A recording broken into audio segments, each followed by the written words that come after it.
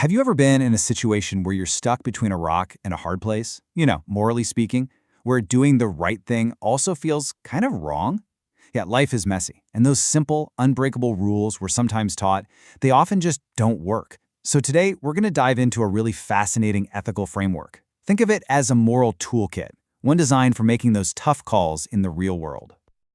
Okay, let's just jump right in with a classic dilemma. So, you've promised to meet a friend. Keeping promises, that's a good thing, right? But on your way, you see an accident. Someone's hurt, and helping them, that's also a good thing. The problem is you can't do both. So what gives? And look, this isn't some trick question. This is exactly the kind of conflict that really rigid, black and white ethical systems just can't handle. That feeling of being pulled in two directions where both choices feel like a duty, that's what we can call the all-or-nothing trap. And it's a huge problem that pops up when we treat our moral rules as these absolute, unbreakable laws. It can tie us up in some serious logical knots. To really get what's going on, let's look at two big ideas. On one side, you've got ethical absolutism. This is the view that moral rules are totally ironclad. If the rule is never lie, you can never lie, period. But then you have ethical pluralism, which says, hey, wait a minute, there's more than just one big moral rule. We have all these different duties, to be kind, to be fair, to keep our promises, and a whole lot more. And this is where it all falls apart. If you believe there are multiple moral rules and you believe they're all absolute, you're going to hit a wall. In that car accident scenario, if never break a promise and always help someone in need are both totally unbreakable, you're stuck in a logical contradiction. You're required to do two things that are physically impossible to do at the same time. The whole system just breaks. So, how do we get out of this mess? Well, this is where a philosopher named W.D. Ross comes in. He looked at this exact problem and came up with a pretty brilliant solution.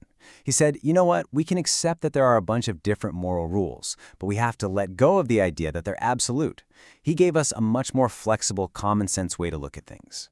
And the heart and soul of his idea is this concept, the Prima Facie duty. It's a Latin phrase that means at first view or on the face of it. Think of it as a genuine, serious moral reason to do something. It's not a suggestion, it's a real moral pull on you. But, and this is the most important part, it's a duty that is binding unless it gets overridden by a stronger, more important duty in that specific situation. So what Ross basically gave us is a moral toolkit. Instead of one single, rigid rulebook that's supposed to cover everything, he gave us a set of these prima facie duties that we're constantly juggling. These are the tools, the fundamental considerations that we pull out and weigh against each other when we're trying to figure out what to do. So, what's actually in this toolkit? Well, first, you have fidelity. That's keeping your promises, being true to your word.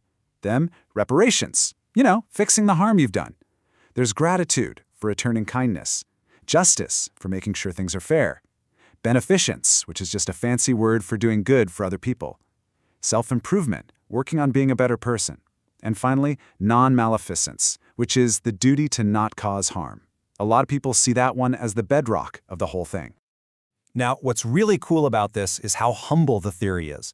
Ross wasn't saying, this is it, the perfect final list.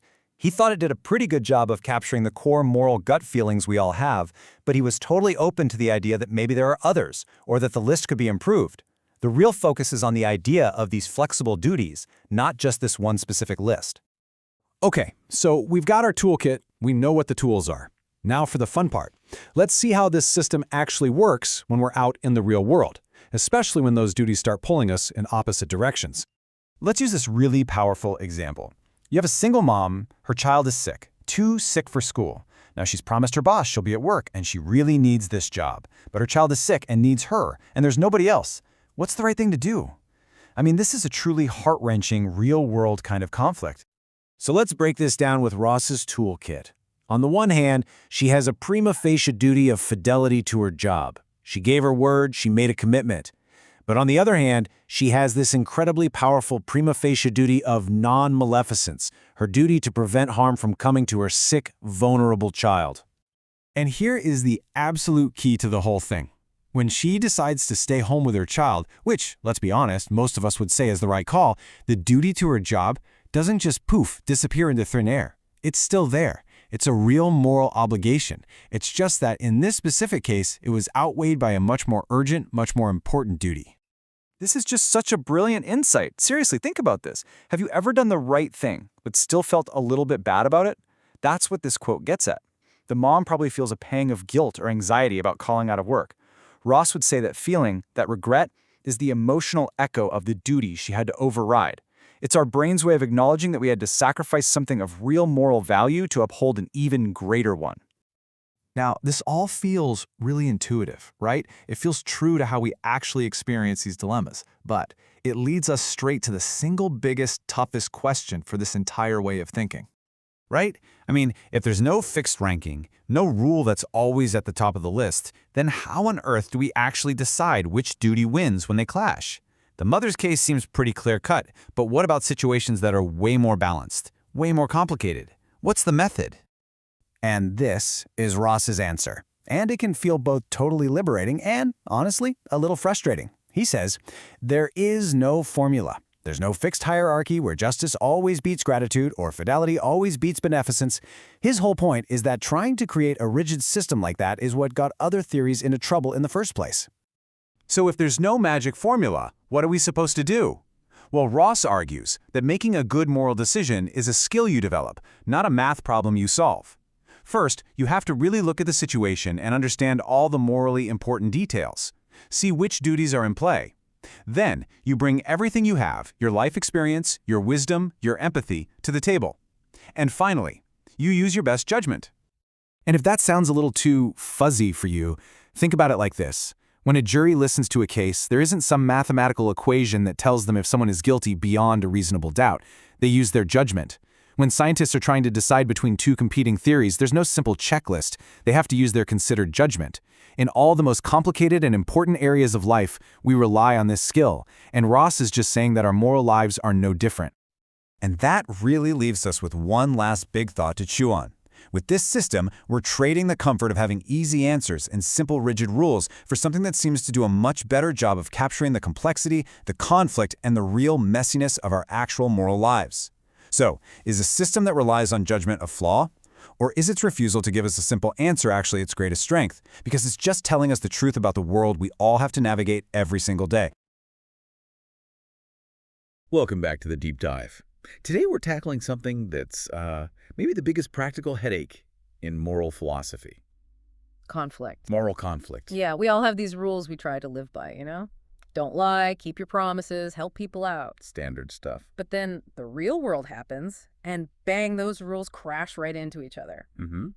So our mission today is to dive deep into some ethical theories that actually try to manage this mess.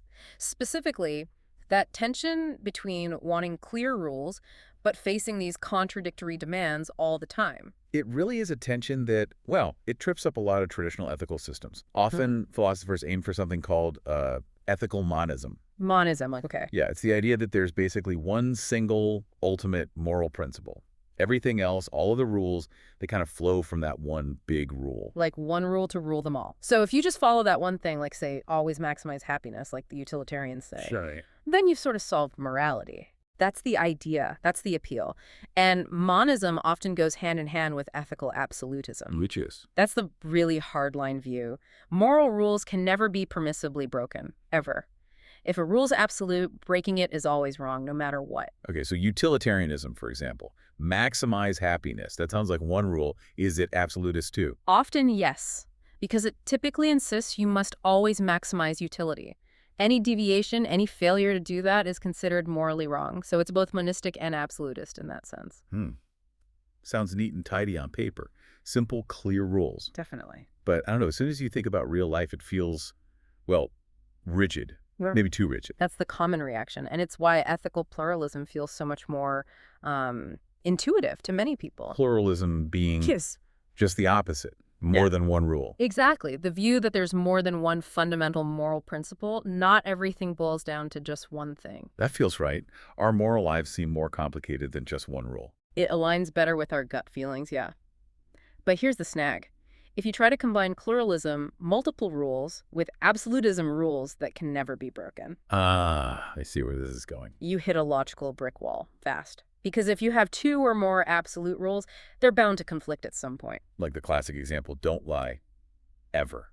Right. And save innocent lives, always. Right. What if a murderer knocks on your door asking where their intended victim is hiding and, You have to lie to save the life, but you also absolutely cannot lie. precisely. You're morally required to do two contradictory things at once, which is impossible. A logical breakdown. Total contradiction. Moral theory just can't allow that. So if we want to stick with pluralism, which feels more realistic, We have to ditch absolutism. The rules can't be unbreakable. exactly, we need a different approach. And this is where the Oxford philosopher W.D. Ross comes in. He gave us a really interesting mechanism. Okay, W.D. Ross, what was his solution? He developed the idea of prima facie duties. It's a system that is pluralistic. It keeps multiple fundamental moral rules. Okay. But crucially, those rules are non-absolute. They're strong moral reasons to act, but they can and sometimes should be acceptably broken if they clash with a weightier moral reason in that specific situation. Prima facie. That's Latin, right? It is. Means at first view or on the face of it. So a prima facie duty. What is that exactly? How's it different from just a regular rule if it can be broken? Think of it as a permanent, excellent moral reason to do something or not do something. Like keeping a promise gives you a prima facie duty. Preventing harm gives you one. Okay, a strong reason. A very strong reason. And Ross saw these as fundamental. They don't come from some other single master rule. They stand on their own as basic moral considerations, like building blocks of morality. Got it. Foundational building blocks. So what happens when these blocks, these duties, conflict? Right, that's the key. A prima facie duty gives you that strong reason, but it might be overridden by another prima facie duty that's just more important or more pressing in that particular context. So one outweighs the other. Yes. And morality then requires us to act on the overriding duty. Ross called that the all things considered duty, or sometimes just the final duty. That's what you're actually obligated to do after weighing things up. So the prima facie duty is the initial pull, the reason, but the final duty is what you must do once you've considered everything. You've got it. And Ross didn't just leave it abstract. He actually proposed a list of what he thought were the core prima facie duties. Oh, he listed them. How many? He proposed 7 main ones, but he was careful to say the list might not be, totally complete or final. Okay, what are they? Let's hear them. All right. First, fidelity. That's about keeping your promises, being truthful, honoring commitments. Makes sense. Second, reparations. The duty to, make amends for wrongs you've done to others. Right, repair the harm. Third, gratitude. Showing appreciation, returning favors, acknowledging benefits you've received. Okay. Fourth, justice. This is about ensuring fairness, that people get what they deserve, basically. Yeah. Good deeds rewarded, bad deeds perhaps not. It's complex. Yeah, justice is a big one. Fifth, beneficence. The duty to actually do good for others, improve their lives, their intelligence, their virtue, their happiness. Helping people. Got it. Sixth, self-improvement. Now this one sometimes surprises people. It's the duty to improve your own intelligence or virtue. Wait, hold on. Self-improvement. How is making myself smarter or more virtuous a moral duty on par with, not harming others? Isn't that just personal development? That's a really common question. It does seem a bit different, doesn't it? But Ross's thinking was this. Intelligence and virtue are intrinsically good things. They're valuable in themselves. Okay. And if something is intrinsically good, we have a general moral reason to promote it, right? We should promote it in others. That's beneficence. But Ross argued we also have a reason to promote it in ourselves. So self-improvement is about cultivating those intrinsic goods within your own life. Ah, okay. So it's not just about self-help. It's about realizing a type of good that happens to be located in you. Exactly. It's part of the overall moral project of promoting good. And finally, seventh, non-maleficence. Probably the most obvious one. The duty to not harm others. Avoid causing injury or pain. Right. Don't cause harm. Okay, that's quite a list. Fidelity, reparations, gratitude, justice, beneficence, self-improvement, non-maleficence. It immediately feels, broader and maybe more realistic than just saying maximize happiness or follow this one rule. It covers a lot more ground. That's really its main selling point, I think. Its strength is how well it seems to align with our actual common moral experiences and intuitions. It handles moral conflict pretty elegantly. How so? Let's take an example. Okay, classic scenario. You promised faithfully to meet a friend for coffee. Duty of fidelity, right? Yep, got a promise. But on your way there, you stumble upon a serious accident. Someone's badly hurt, and you're the only person around who knows first aid. Okay, obviously you stop and help. You break the coffee promise. Right. Everyone agrees that's the right thing to do. Ross's theory explains why easily. You had a prima facie duty of fidelity, keep the promise. You also had a prima facie duty of non-maleficence, prevent harm or maybe beneficence to help. And the duty to help the injured person is just heavier, more urgent. Decisively weightier in this situation, yes. So the duty to help becomes your all things considered duty, your final duty. The promise still mattered. It was a real moral reason to go for coffee, but it was overridden. And there's no contradiction because the promise wasn't an absolute command, just a strong reason that got outweighed. Precisely. It dissolves the contradiction problem. Okay, that makes sense. And this leads to what you mentioned earlier, something about regret. How does Ross explain feeling bad even when you did the right thing? Ah, yes, the phenomenon of regret. This is a really neat part of the theory. So in that accident scenario, you did the right thing by helping. You probably don't feel guilty. No, I'd feel I made the right call. But I might feel genuinely bad about letting my friend down. I'd regret breaking the promise. Exactly. And Ross says that feeling of regret is actually morally significant. It's evidence. Evidence of what? Evidence that the duty you didn't follow, the prima facie duty of fidelity, keeping the promise, was still genuinely morally important. It had real moral weight. If it became completely irrelevant or valueless, the moment the accident happened, you wouldn't feel that regret. So the regret confirms that something valuable was sacrificed, even in doing the right thing overall. It acknowledges the competing value. Perfectly put. It distinguishes Ross's view from theories where, if a rule is broken justifiably, it's as if the rule never really applied or had any force in that case. Ross says no, the force was there, it just wasn't the deciding force. That feels very true to life. Okay, let's use the example from our source material, the single mother dilemma. Right. The poor single mother, she's got a new job, really needs the income. She's made a promise to her employer to be reliable. That's fidelity. Okay, strong duty there, especially being new. But then her young child gets seriously ill, needs care, and there's literally no one else available to step in. Ugh.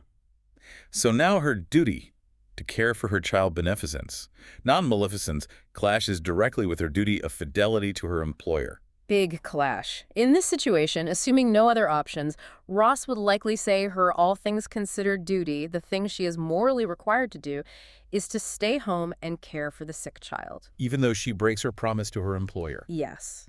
The duty to care for the vulnerable child is, in this context, weightier. Her reason to go to work, fidelity, was real and strong. She might feel regret, worry about her job, but it was overridden. Ross avoids contradiction because we distinguish the strong reasons, the prima facie duties, from the final required action. That does seem to handle the conflict without making her morally wrong for doing what seems obviously right. Okay, so the theory explains conflict, explains regret, avoids contradiction. But here comes the big question, right? The tricky part. If we have these 7, maybe more, duties floating around, and which one wins depends entirely on the specific situation. How on earth do we know which one is the weightiest? How do we actually make the choice in a tough spot? You've hit the nail on the head. That's the central challenge. Rodas gives us a great framework for understanding why we feel conflict, but not a clear procedure for resolving it every time. Couldn't he just rank them? Like, say, non-maleficence always beats fidelity, which always beats gratitude or something. A hierarchy. That would be the easy way out, wouldn't it? A nice, clean ranking. But Ross explicitly rejected that. He did. Why? Wouldn't that be helpful? A moral cheat sheet. It would seem helpful, but Ross argued that reality is just too messy for a fixed, permanent ranking. How so? Well, think about it. Is preventing harm always more important than keeping a promise? What if the promise is incredibly important, like life-altering for someone, and the harm you could prevent by breaking it is really trivial, like causing someone minor inconvenience? Okay, I see. Or flip it. What if the promise is tiny? Like, I'll email you that link later.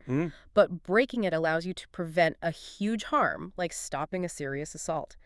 The importance shifts depending entirely on the specifics of the case, the magnitude of the potential harm, the seriousness of the promise, the nature of the gratitude owed, etc. So there's no fixed hierarchy because the weight of each duty changes dramatically depending on the context. Exactly, which means no moral calculator. No algorithm. If there's no preset ranking and no formula for assigning weight, then we can't have a mechanical procedure that spits out the right answer every single time. So what are we left with then? How do we decide? This is the ultimate trade-off in Ross's theory. It gives us realism, but it sacrifices procedural certainty. In those genuinely hard cases where strong duties conflict, Ross says the decision ultimately relies on our judgment. Judgment, like our intuition, our experience. Pretty much. Our considered opinion, our perception of the situation, informed by our moral experience and sensitivity. We have to weigh the competing prima facie duties as best we can in that specific context and try to discern which one carries the most moral weight there and then. That sounds, well, difficult. Yeah. And maybe a bit unsettling. It can be. Let's apply it to that complex case from the sources Gilberto Bashira, the Robin Hood bank manager. Right, the Italian bank manager who secretly took money from wealthy clients' accounts. And used it to give unauthorized loans to poor local people who were about to lose their homes or businesses because they couldn't get credit through normal channels. Okay, so the conflict here is massive. He's clearly violating his duty of fidelity to the bank, its rules, and his rich clients. He's also violating non-maleficent stealing as a form of harm. Definitely strong duties pointing against his actions, but what was motivating him? Well, beneficence, clearly. He wanted to help the poor, prevent their suffering, and maybe he felt some kind of justice was involved, like a redistribution from those who had plenty to those who had nothing. So you see the clash. Prima facie duties of fidelity and non-maleficence versus prima facie duties of beneficence and maybe justice. Ross's framework helps us map out exactly what values are in conflict here. Okay, it frames the dilemma perfectly. But does it tell us if Bashira ultimately did the right thing? Was his final, all things considered, duty to obey the rules or to help the poor in this way? And that's the point. Ross's theory doesn't give us an automatic answer here because there's no formula, no fixed ranking. We are left to exercise our judgment. Was the good done, preventing homelessness, saving businesses, weighty enough to override the duties of fidelity and honesty in this specific, unusual circumstance? People would strongly disagree on that. Absolutely. And Ross's theory acknowledges that disagreement is possible, even likely in such hard cases, because judgment is involved. It identifies the competing moral reasons, but doesn't provide a mechanism to definitively settle the dispute. So wrapping this up, the big picture is, Ross gives us a pluralistic theory, multiple basic duties, and rejects absolutism. This lets him explain moral conflict and regret really well, in a way that feels true to our experience. Yes, it resonates deeply with common moral sense, I think. That's its great strength. But the flip side, the major challenge, is that lack of a clear decision procedure for the really tough conflicts. It leaves us needing to rely on personal judgment. Right. We trade the certainty of a simple rule or a fixed hierarchy for a theory that seems to better reflect the complexity and, frankly, the messiness of our moral lives. Ross himself apparently acknowledged this could leave us feeling, what was the quote, insecure and unsettled. Yes, but he also suggested it might be inescapable. He compared it to science. Even scientists with all the data sometimes have to use judgment to weigh competing theories or interpret ambiguous results.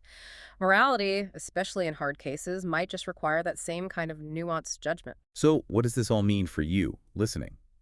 When you hit one of those situations where every option feels partly wrong, where good duties pull you in opposite directions? Well, I'll suggest there isn't a magic formula. There's no algorithm to plug the situation into. There's just the careful weighing of those competing prima facie reasons. And the exercise of your best judgment in that moment. Which leads to the final thought. Is this reliance on judgment the ultimate strength of Ross's theory because it mirrors the reality of complex moral decision-making?